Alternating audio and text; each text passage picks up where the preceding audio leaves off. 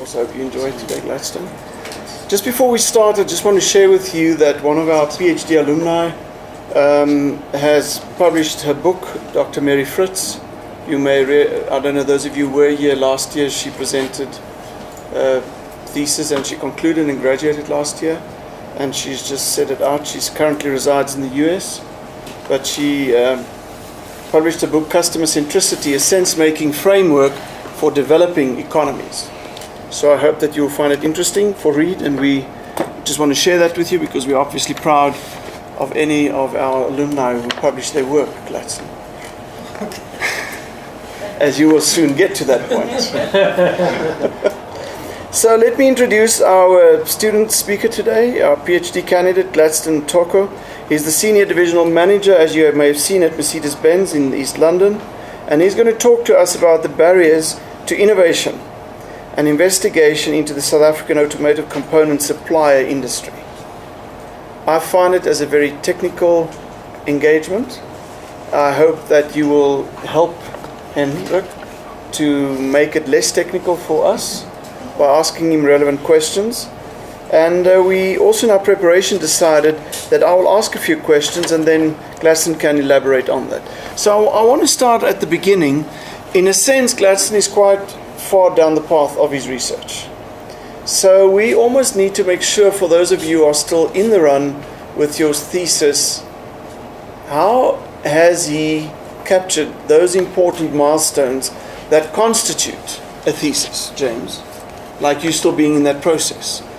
So the first thing I would like him to share with us is talk us a bit, who's this sitting here? What is that ontological frames that you bring into your research? And what is that view that you have epistemologically of looking at the world and how we create knowledge before we even get to the thesis itself? Thanks, Benny, for the introduction. And thanks to the audience for attending. You know, in this journey, sometimes you feel lonely, but when you see this kind of support, it's really encouraging. Thank you very much. I think before I start, maybe it would be proper and necessary that I clear what I hold as truth, that is my ontology, as well as my understanding of the nature of knowledge, that is my epistemology. Now, in doing that, it's necessary to give a brief background about myself. I work for Mercedes-Benz, as you have already mentioned. I grew up in East London, in the township. I went through a technical high school, and after that I attended a technical college to study mechanical engineering. It was then where I decided to apply for apprenticeship with Mercedes-Benz. When I completed my apprenticeship, fortunately, I got a position as a technician in the quality division. And my job there was to randomly select a finished product and do a quality evaluation, and I will give it a scoring. I spent 3 years there, and then I thought it was time for me to move on.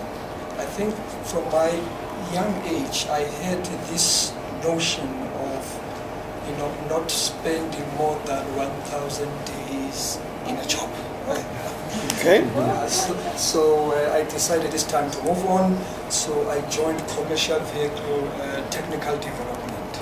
So I was responsible to ensure that the product, the trucks manufactured in South Africa, they comply with the local conditions as well as with the German requirements. So that was my job.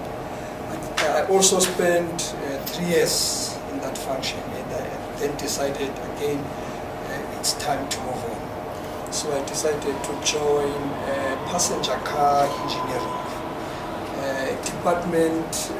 It was called then KVS. KVS is a German abbreviation. What it means is a liaison person between the manufacturing facility and development in Germany. So that was my job. So I would receive engineering changes, I would analyze them and look at what is the impact to our production as well as our suppliers and transfer that knowledge accordingly. So I spent time there. It was 4 years in the KVS department. I was promoted to a product documentation and engineering change manager for the world plant. It was then, I think the Germans noticed me as a person who has the capability to climb the ladder. Then while I was doing that job, I was also nominated to participate in the International Steering Committee. So that was the committee that was deciding on technical issues in as far as product documentation is concerned. So I spent, fortunately, another 3 years there, and I was appointed as a senior manager, quality management for the plant.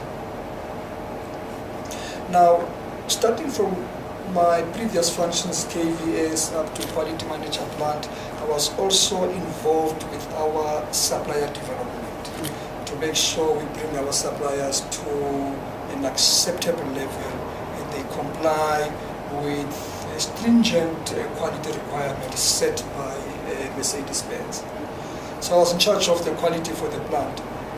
As already mentioned in my profile, in my years, 4 years as a quality manager in the plant, we managed as a plant. It was, of course, a collective team effort that we were awarded a JD Power Award in the US. At that time, we used to export about 75% of our product to the US. And what JD Power will do, they will also randomly select our products and get views from the customers, and they would give a rating and a score. So in my first year, we achieved a gold award. I remember a German colleague of mine phoned to congratulate. However, he made a statement which for me was not a nice one, because he said, "You guys are lucky."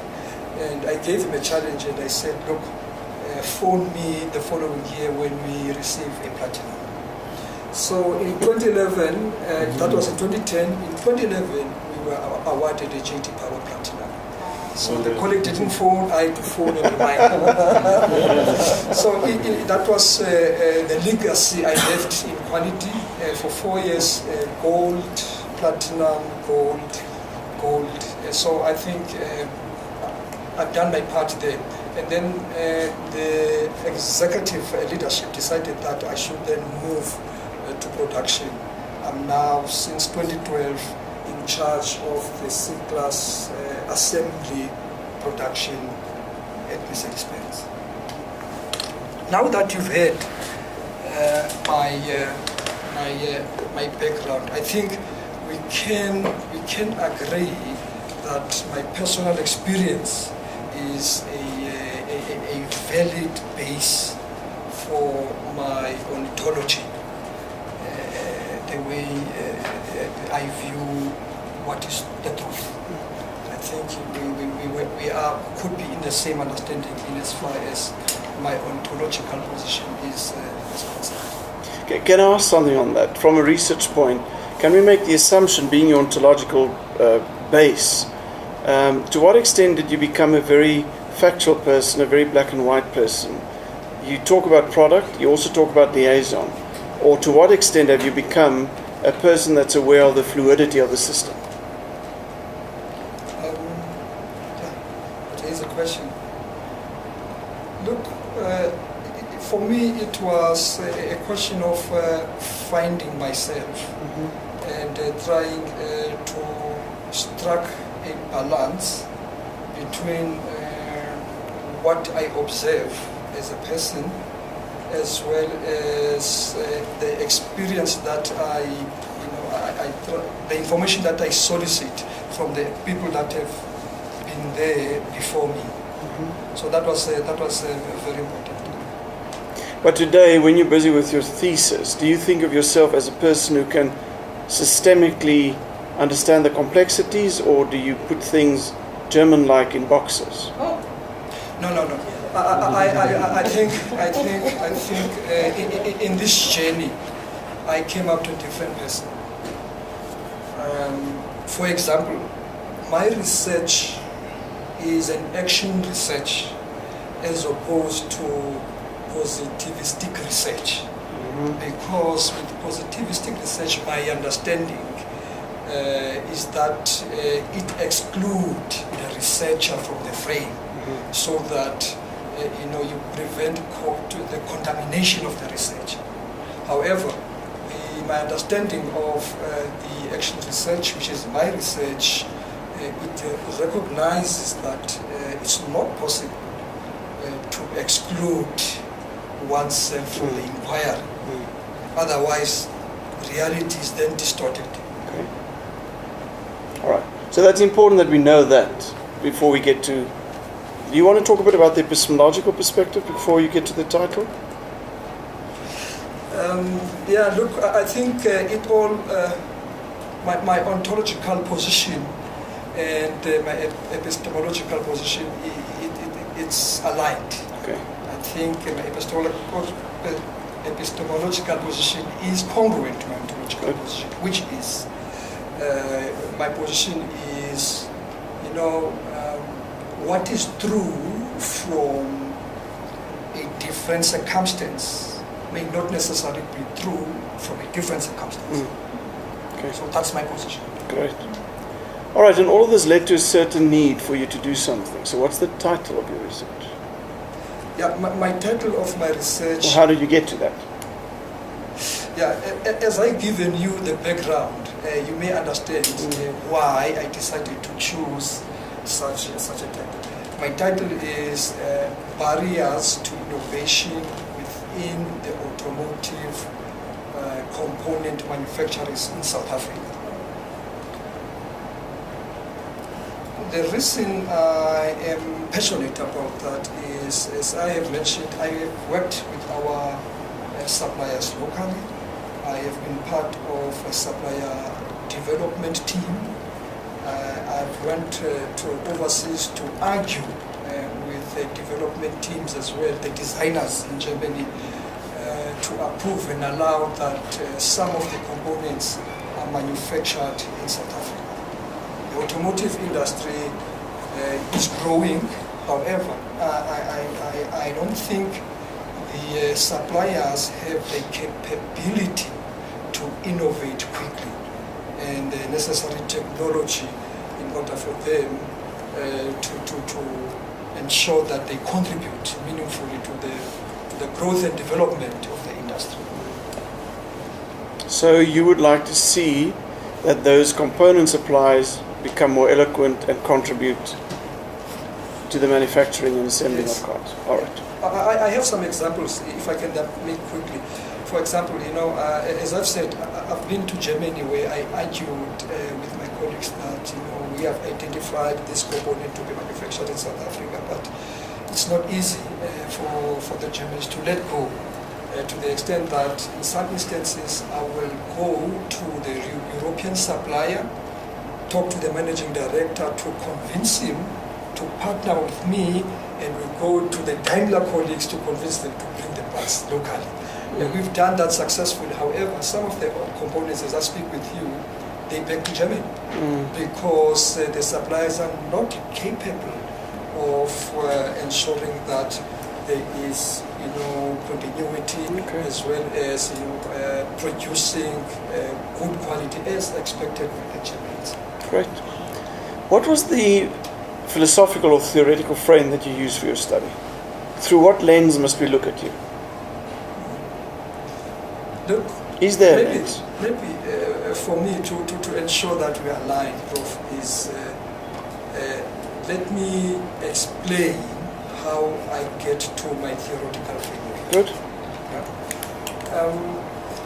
For me, in order to get there, I need to identify key concepts within my problem statement. Now, if I identify the key concepts within my problem statements, in a way, now my study is already framed. I'm creating boundaries. I'm putting together a structure. Parameters. Exactly. So the key concepts in my study is barriers to innovation. So I need to read more, get more information about barriers to innovation, as well as innovation. That is what framed my study. I want to park you for a moment. Emeka, do you want to get in here? Do you get his story? I get a bit of his story. Okay. But I don't know the extent to which you have gone to with this research. Okay. If you had actually read so much philosophically or theoretically, you apply your mind in all those things, I believe you are not going to start from the position that you are starting at this point in time, because you say that it's not possible to remove the researcher from the research itself. That is problematic in philosophical research. In actual fact, your position is problematic in a philosophical research, because it is you are going to, if you cannot remove yourself from the research, it is possible that your bias is going to adulterate the research. The truth, the truth, as you spoke earlier, is something that resident in ontology and epistemology. It is not necessarily a function of your experience. Do you get the point? It's not necessarily a function of your experience. That the fact that you experience something is phenomenal. It's not necessarily the truth. So if you go into exactly what the truth is, you might see a contradiction between the truth and your experience. So the fact that you experience something doesn't necessarily make it true. So the point I'm actually trying to make here is that you would have to go into philosophy, go into theory. It is important. The subject of your research is very good. What is the barriers to innovation? Actually, that's very important. But I don't know what you want to do with the barriers. Do you want to remove the barriers, or you want to recognize the barriers and analyze them, and then see the impact they have into innovation, or do you want to? What exactly do you want to do with the barriers? Because you're probably going to find them, and perhaps that might be where your experience will come in. What you saw as the barriers, but what are you going to do with them? Do you want to answer on that? I can answer that one. Let's go there. It is described in my research what I want to do, because at the end of the day, or end of the research, is I want to make recommendations. How do we eliminate, or if possible, minimize the barriers? And by minimizing the barriers, what is then in there for the automotive component supply industry in the country? That is one thing. But you see, when you look at innovation generally in a scientific or technological or an engineering field, you remember it stands alone. It is a standalone concept. And now for you to now adapt it to a particular situation will be a function of the certain peculiarities of that situation. So the point is, what is your understanding of innovation from a philosophical perspective? First and foremost, before you are going to get it into the automotive manufacturing. Do you want to go there now? Yes, just quickly, because I think he's contradicting himself. Because Okay, just now he argued that I should take myself completely out of the research, but now he's asking my understanding of innovation. That's which not now, bad. Which now he brings me back to the That research. sounds great. Which look, No, I'm not contradicting myself. Well, that's interesting that he said. No, but I hear what he's saying, Emeka. He says he must distance himself, but then you do ask what is his understanding. Yes. So there could be a contradiction. No, that might I think that's a good observation. Yeah, but ultimately, if you have an understanding of what that is, Yeah. yes. it must as well. Even though we have to go with your understanding, because look, the PhD is an interpretative document. Yeah. It's an interpretation. Okay, you'll be interpreting based on established theories. Okay, And my experience. Yeah. Before you go to your experience, let's not. Okay, but let's give him a chance. Yeah, Just give your definition of innovation. I don't want us to go into technical. What I'm trying to bring to your knowledge or to your attention is that your experience is not necessarily naturally correct. Good. Taken. I fully agree. All right, point taken. I fully agree with that point, but there's something that I can't just let go. It is that my understanding is it is not possible to completely take the researcher out of the research. That is my own understanding. And we take that. Yeah, that is my own understanding. You cannot completely take the research out of. As you have asked me now, what is my understanding? Which means I'm back to the research of innovation. What I've done with regards to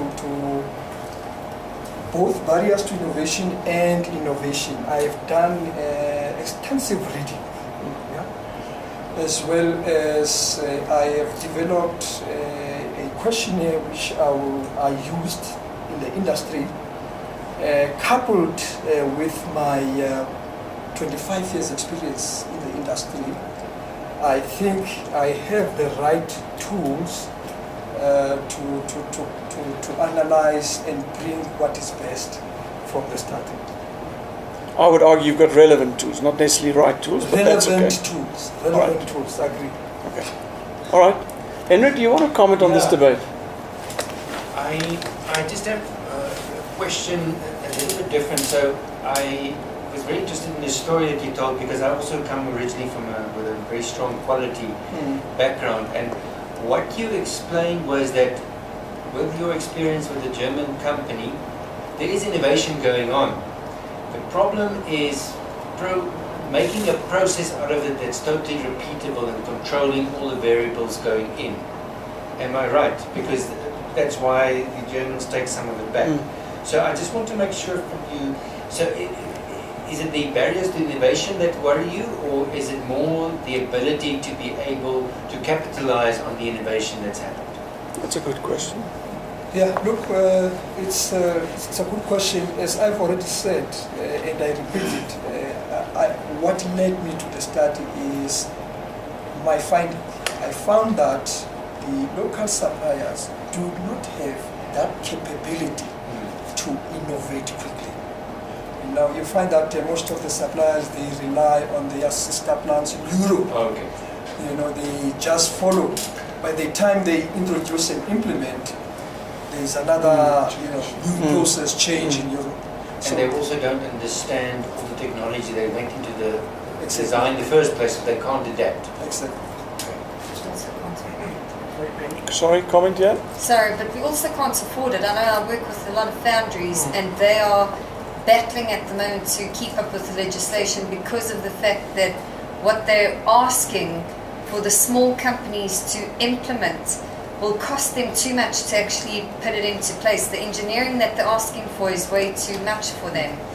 So they actually get put back a step where they've got to import and they've got to bring the stuff from outside, otherwise they can't afford it. And thereby being a barrier to innovation. Yes. I was going to say this, Benny. I'm glad you've mentioned that, because that has come out from the field as the barrier to innovations, which us as OEMs are also guilty of that. Because, for example, in the organization that I work for, we have what we call the reference price. We tell the supplier that this is the price that we are expecting from you. So that could be a barrier to innovation. That has come as well to the surface now. There's something that needs to be detected. All right, James? So just for me, the way I'm seeing it, and obviously without having in-depth understanding here, I think the word innovation is probably causing all of us a little bit of a problem. From my understanding, it will be a problem of delivery relating to service and quality and compliance requirements as opposed to innovation. So the suppliers have problems. They can't service an organization like Mercedes as quickly and as rapidly as elsewhere in the world. So it's not innovation. Maybe the innovation's not here yet, but it's the actual delivery of the products and services as opposed to being able to. But could I ask James, is the one necessarily excluding the other? No, is it an either or? I think innovation is part of it. I just think the context of innovation. So he's struggling to hear you. Yeah, look, Make yourself clear to him. Okay, let me make myself clear. Look, there was a reason that I gave my background. One is, if you take a problem-solving approach, you identify a problem as maybe delivery and all that. If you take a problem-solving approach, you will ask the question why. To get to the root cause. And you cannot just say the problem is delivery. Then you need to ask why delivery. Why is it not that the supplier is not capable of delivering on time? And my bottom answer to that one is, again, there is no capability to innovate quickly. And then it affects the output. The delivery output. The delivery output. In that case. In that case, yes. All right. But I think be aware of it. He's just sort of making you alert, aware. Think of how you phrase it for the reader to understand the link between what you mean and what you actually mean. It's just an awareness thing. So there was a question, Rocco. Then we come. Sorry, I'm looking at this whole scenario. You've got problem area which obviously carry a certain level of risk. Okay, if you look at risk is an opportunity. So you could find that your problem areas become a risk area, but if you turn that around, it becomes an opportunity, because every risk has an opportunity. Because remember, the risk stands for return on investment from some knowledge. So if you've got a knowledge of the environment of what's going on, you can now create a stopper in between for your innovation. Because that innovation that is coming from overseas should be reached. You should have your hand on it. It should be tangible. So because of the technology we have, the media resources we should be able to actually come in line and come to a par with Europe. Just because it's in Europe doesn't mean we can't have it here and really fly with that technology, because we can develop quite a bit in South Africa. We've always been in the forefront. We've lagged behind now, but we can create and get to that level and even supply Europe with what we can come up with. Do you want to comment on that? Yeah, I wanted him to elaborate more. Maybe make some example when he says, yes, I agree, risk can be an opportunity, but in this case now, where there is no capability, that is my own perception of the suppliers, there is no capability to innovate quickly. And what does he see as a risk, and what is it that we can do to turn around that risk? Rocco, you want to go? Yeah, I'll comment on that. I mean, there's an opportunity because we haven't got the capability. We can create the capability. You just got to get the means of creating that opportunity, take it in your hands and create it. Then in that case, I think me and you are aligned. Then there is a need for my study to understand, that risk and what are the opportunities that then we can create in order for the suppliers to be innovative. Lyndon? Sorry, James? I want to know, is this new study just based on Benz? Because barriers, innovation, automotive is broad terms. And I mean, there is other industries right around you. If you want to create new study, with what are you benchmarking it? Will you be able to come there? Is it, and it's action research. So, okay, I think that's valid. To me, it's very broad. It's very broad. You have to scale it down. Right. Well, let's hear what he says. Yeah, look, that question for me talks again directly to my theoretical framework. My boundaries, the structure. I think, in my view, it's well articulated in the problem statement. If I can talk about delineations and limitations of my study, the focus is on the automotive component manufacturers, not on the OEMs. Automotive component manufacturers. And all of them. In South Africa. And all of them. Now, again, the delineation is first tier supply. Yeah. Because we've got first tier, second tier, third, and fourth. Yeah. First tier supply. So I've narrowed it down to that level. first-tier suppliers locally in South Africa, and I'm also, soliciting information from the overseas suppliers so that I can see the different perspectives. Remember, I have also mentioned that what is true from a different circumstance will not necessarily be so from another circumstance. I think that's well articulated. I sort of sense he demarcated it quite clearly.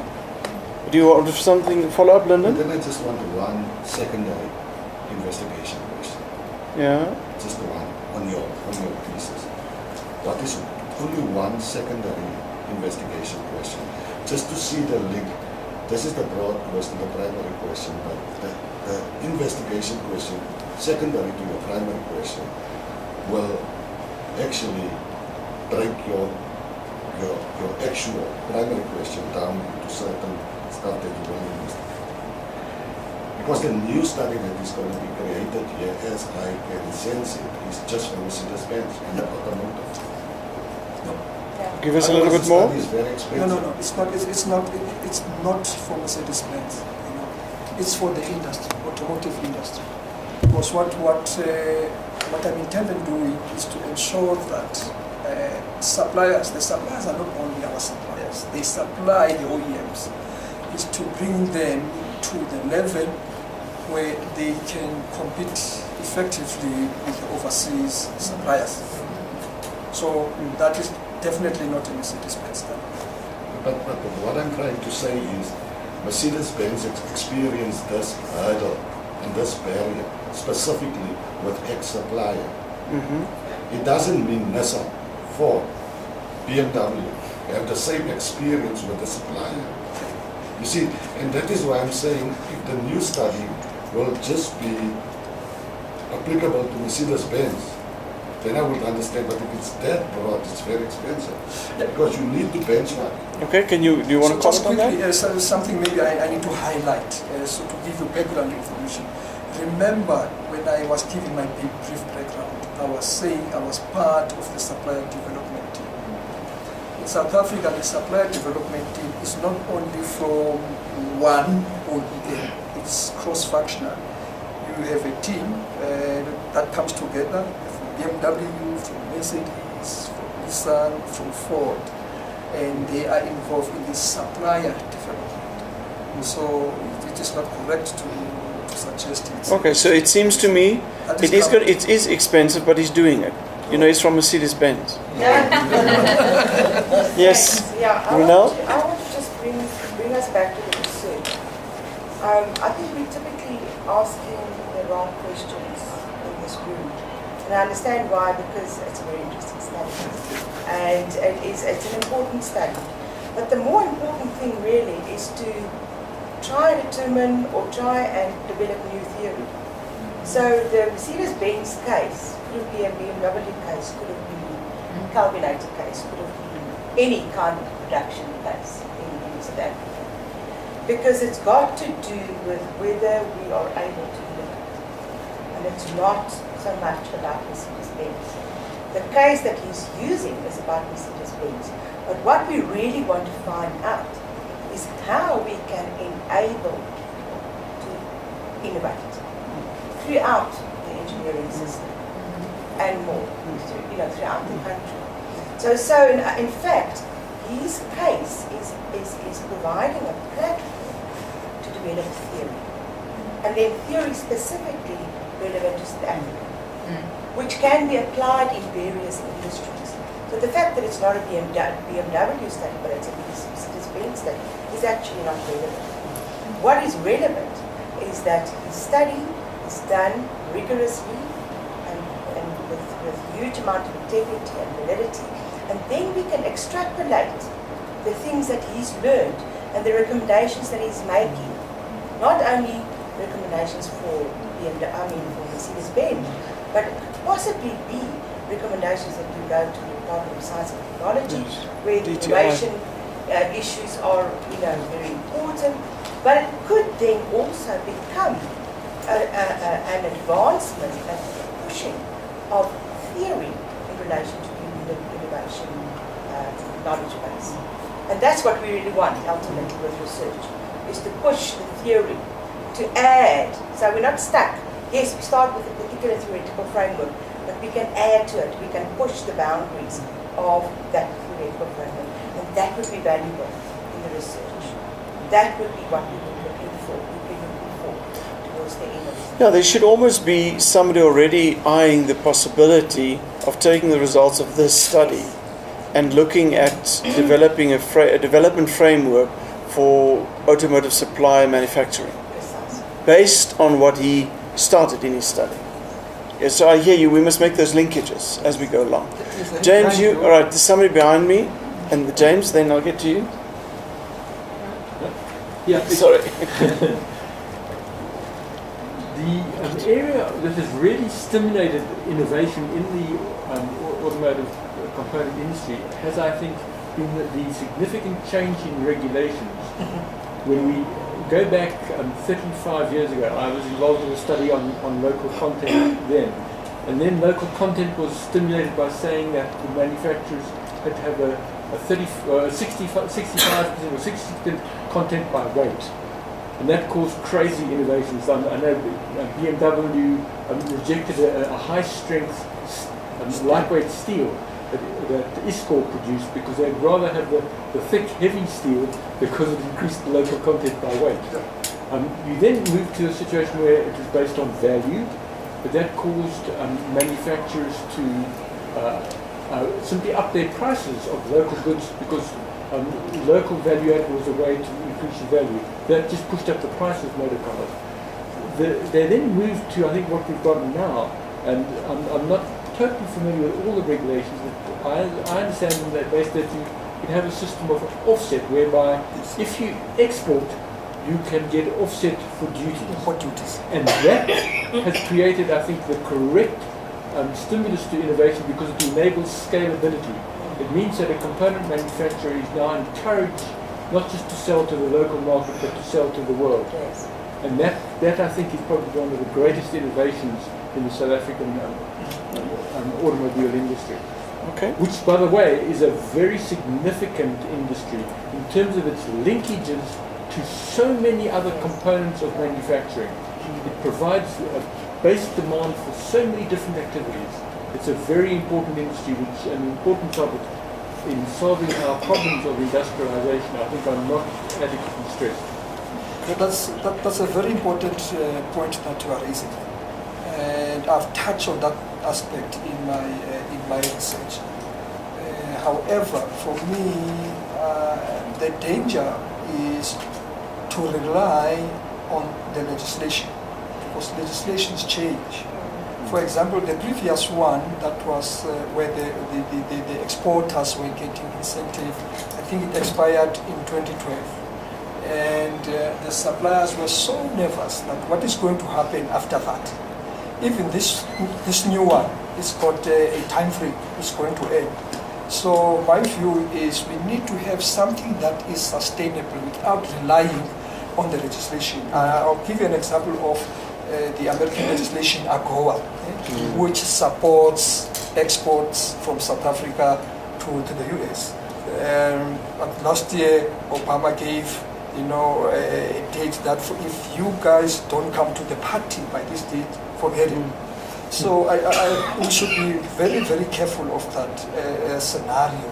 The automotive industry in South Africa has been protected prior 1994, and now we are exposed to the global market conditions. We must be able to sustain ourselves without relying on the legislation. Legislation is good. I don't discount it. It's very important, but we need to be innovative in our thinking, in our processes, in our way we do things. Great. Was there somebody else here? Otherwise, James, and then Sheena. It really just relates to what that gentleman's been saying, but in a slightly different way. I think a very important part of your statement is the word barriers. And I think in order to frame your research properly is maybe to really analyze and understand what barriers are. There are those barriers that you can control, there are those barriers that you cannot control, and there are those that you can circumvent, and that's where the innovation comes in. And I think that possibly that's how to frame it is the way I understand it more clearly. because then the innovation will Yeah. come out afterwards. I think that's a valuable comment, articulating that. Sheena? I just wanted to speak to your points about relevancy and the fact that Tesla has recently announced that they are going to be entering South Africa by Cape Town and their first plant. Not exactly sure of the details, but Tesla Motors is setting up here in South Africa. And therefore you're right on the mark in terms of your observations around innovation. But then to your point about mentioning whether it's a Mercedes or BMW, Tesla and your electronic cars and those innovative companies are seen as innovative because of his supply model is something to also possibly consider because it is so cutting edge in what Elon Musk is doing. And besides the fact that he was South African or whatever it is, but I think there's something there that you could possibly consider exploring. But I don't know, and I'm quite ignorant, this is my first event in terms of your research and your reading, whether what has been written about Elon Musk can be considered within this type of study, because it isn't coming from this, it's coming from more gossipy, general consumer rather than from an academic perception. And Elon is quite strongly against a lot of academia stance because of his innovative thinking. So it's kind of a counter, but I think it's quite an interesting concept to maybe explore a little bit. Do you want to comment on that? I think this is interesting. Yes, if you can recall, Prof, in my problem statement again, I think I have articulated well on that, where I've mentioned that the overseas manufacturers are setting operations in South Africa. And this is for us an opportunity. However, the question is, are we ready for that opportunity? Hence, for me, there is definitely a need to look at those barriers and do something. Because the opportunity is there. It's not only that organization that is coming, there's more coming to South Africa. So do you think you will end up creating some guidelines around the addressing limitations in the ecosystem? Do you want to go at that level in terms of taking away the barriers or minimizing the barriers? That you want to make a contribution to creating a sustainable ecosystem? I will not give you a definite answer on that one. For this reason, my study is based on the grounded theory principle.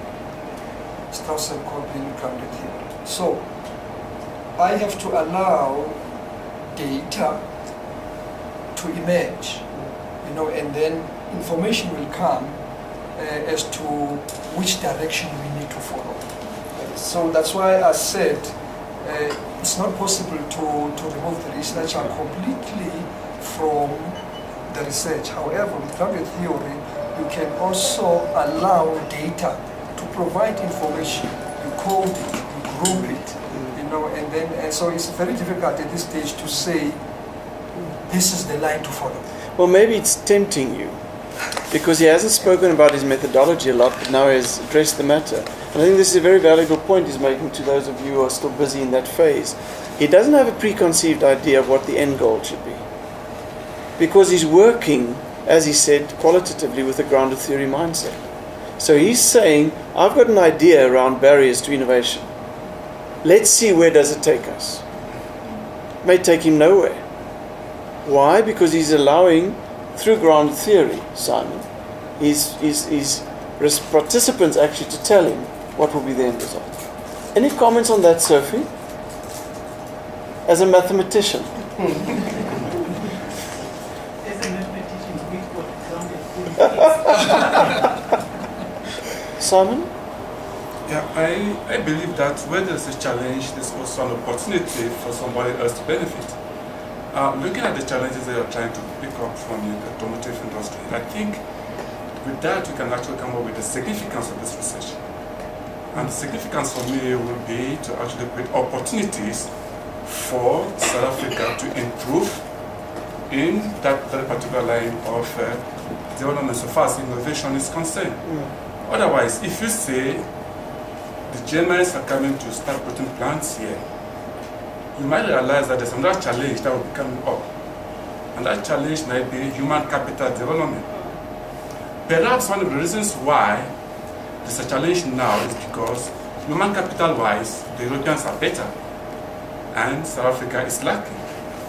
So if they have to actually bring that here, then you may be able to realize that look, human capital development is a challenge. So how do we do it? What can we do now to meet up with that particular project or opportunity which they're bringing into the country? So for me, the significance of your research should be the opportunity which these challenges are going to generate for the country. And that can actually be job creation opportunities, human capital development. Even the GDP can also increase. We can also look at innovation if it talks about the ecosystem. Are your companies speaking to the environment?